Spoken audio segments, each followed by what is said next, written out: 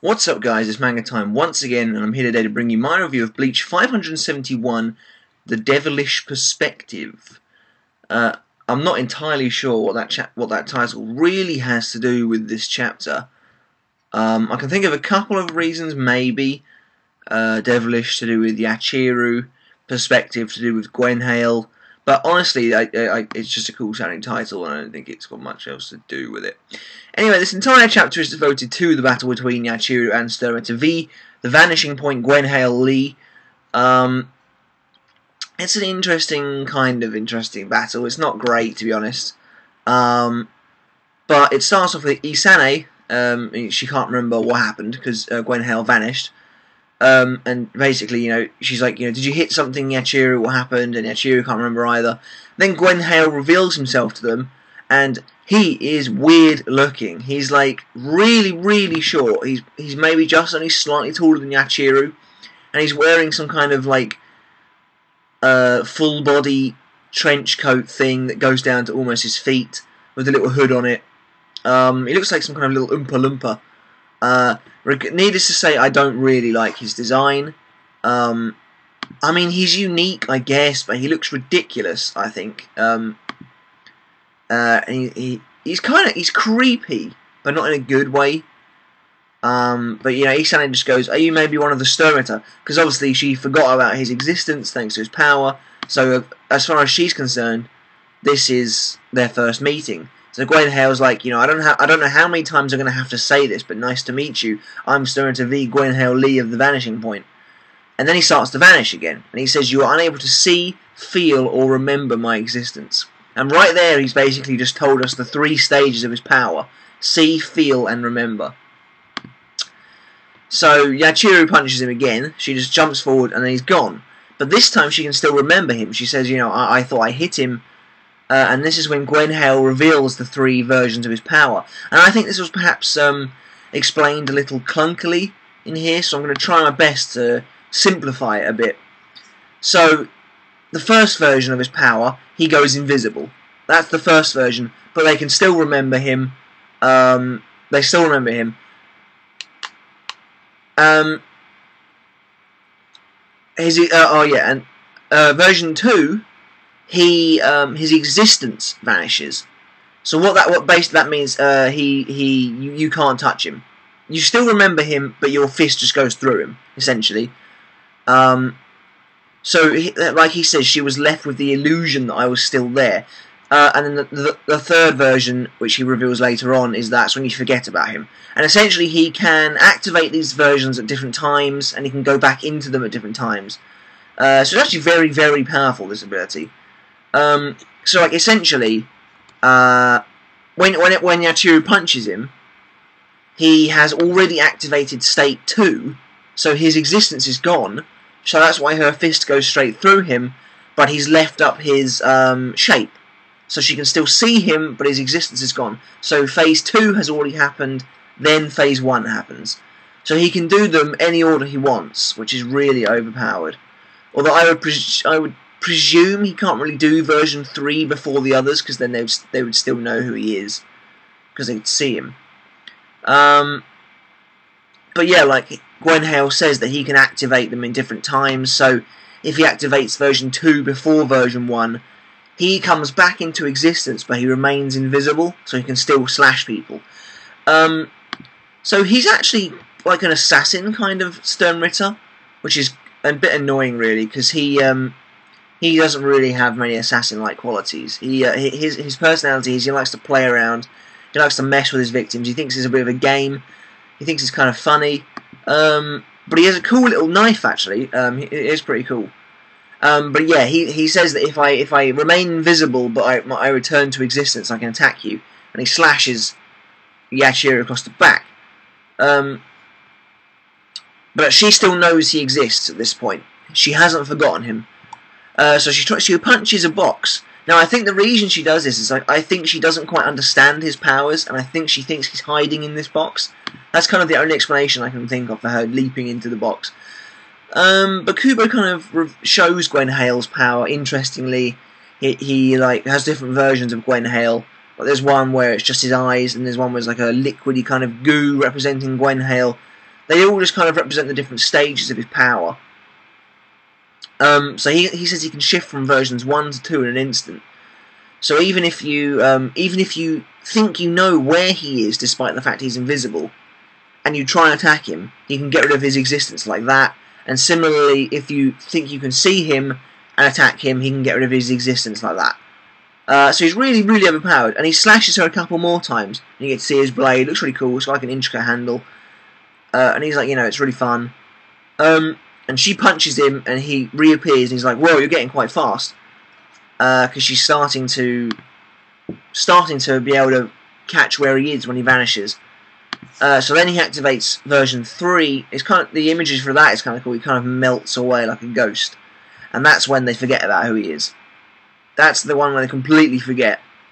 So then he reappears, and he's like, "I guess I'm going to have to say nice to meet you again," because he thinks they don't know who he is. Now they don't know who he is, but Yachiru tries to punch him anyway, and he vanishes and reappears again, but she's already managed to slice his face. Now, interestingly, she's attacking him on reflex now, because she doesn't know who he is. This is the first time they've met. Isane is like, "What are you doing? You're hitting someone without even knowing if he's an enemy or not." Now, you think from the uniform you'd be able to tell he was an enemy anyway, but, for all intents and purposes, Isane at the moment doesn't know if he's an enemy or not, but Yachiru is going based on instinct. This is really kind of interesting, because this is very reminiscent of the Kenpachi versus Tosen battle, when Tosen was in Bankai, and Kenpachi was basically letting Tosen hit him so he could smash on instinct. Very similar to what's happening now. I have to say that despite Guenael's design flaws, he's actually a very genre-savvy opponent, because he's not explaining his ability out loud for once. It's all monologue, which is great, great to see. And also, he's like, if there's a reason you thought I was an enemy, please say it, because then I can use that for future reference. So he's actually quite clever, for the most part. But basically, Yachiru's only explanation for attacking him was, "I felt a rustle."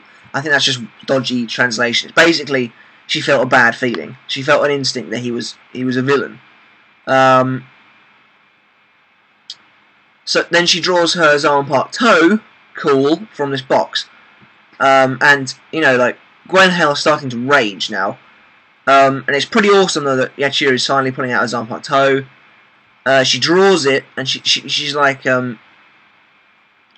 she basically, I think the translation's a bit off, but she's basically saying she's a bit like Kenpachi, in that she feels bad about someone, she'll slash them. That's about it. That's kind of it for her.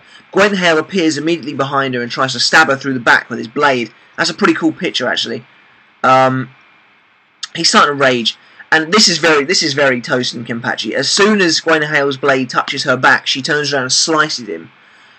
He immediately disappears. He removes his existence. He doesn't go invisible. He just gets rid of his existence this time, I think.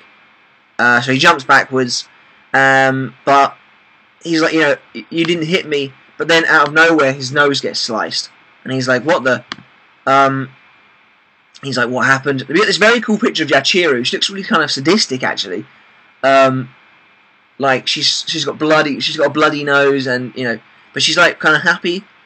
And then she reveals what her Shikai is. Finally, we're going to find out what Yachiru's Shikai is. She says that her blade is a copycat, but I honestly think that's a bit of a roundabout way of describing it. That really threw me off when she said copycat. It's actually a little bit simpler than that. Basically, her Shikai has come out Sanpo Kenjuu, and she has these two demons following her. One is like this little fat furry one with a short meat cleaver style blade, and the other one is this big hollow looking bloke with he looks like a puppet with another blade, and they follow her around. Now what happens is, it's far more simple than saying it's a copycat. All that happens is when Yachiru swings, the little fat one swings first, then Yachiru swings, and then the hollow one swings afterwards. So it's a triple blade.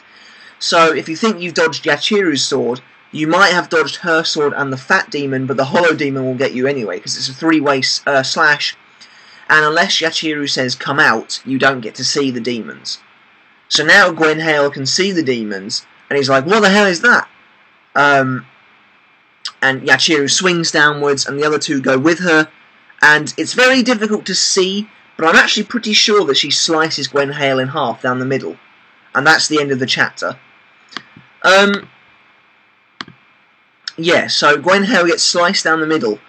That he's not dead. I'm just going to say that right now, he's not dead.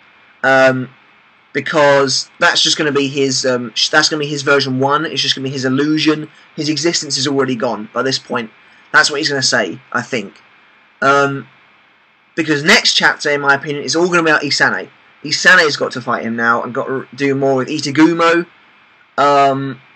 And then hopefully they'll kind of tag team, but I actually think at the way this is going, the two of them are going to force Guenael into Volstendig. He doesn't strike me as the most powerful Stern Ritter.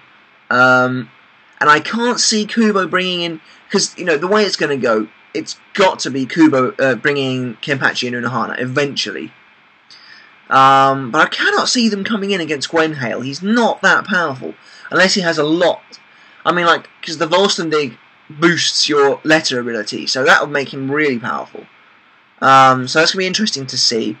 I'm going to drop a 7 on this chapter. I'm not a fan of Guenael's ability. No, not his ability. His ability is cool. I'm not a fan of his design. But the fight is okay. It's quite even, you know, which is something we haven't seen recently in Bleach. There's a lot of back and forth. There's a lot of attacks going from both sides. And there's not a clear winner yet. Because like I said, in my opinion, that's just his illusion state that she slashed in half. If he is dead, then wow, okay, that was crap. But no, yeah, it's quite an interesting fight. I'm looking forward to Isane joining the fray. I think she should. But as always, it's always refreshing to see Kubo focus on characters that don't get much spotlight. You know, it's about time we saw Yachiru Sanpo Kenjuu. Definitely not what I was expecting. I was really expecting her to have like some kind of Doki Doki hammer, like, you know, one of those giant hammers that has like a heart on it or some rubbish. But this is kind of cool. It fits with her demonic nature. And she's kind of blasé about the whole thing. I mean, I'll be interested to see as the fight develops just how similar to Kenpachi Yachiru is. Like if she goes all berserker and all crazy and laughing and everything. Honestly, I'm not sure she will. I think she'll have a different approach to loving fighting to Kenpachi.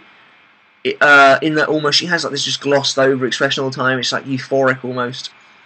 But that'd be cool. But I'd love to see Isane come into battle hopefully in the next chapter when maybe Guenael manages to turn the tables on Yachiru somehow. I'm not entirely sure how it's going to happen. But I can't see this fight lasting too much longer. Maybe we won't even see Guenael's Volstendig. But yeah, it'll be interesting either way. So that was a 7 out of 10 for me. I like Yachiru Shikai.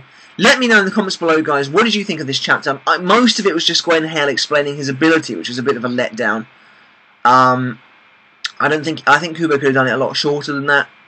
But yeah, let me know in the comments below what you thought of Yachiru Shikai. Are you glad to finally see it? Do you think Isane is going to come in next chapter and start dealing the pain?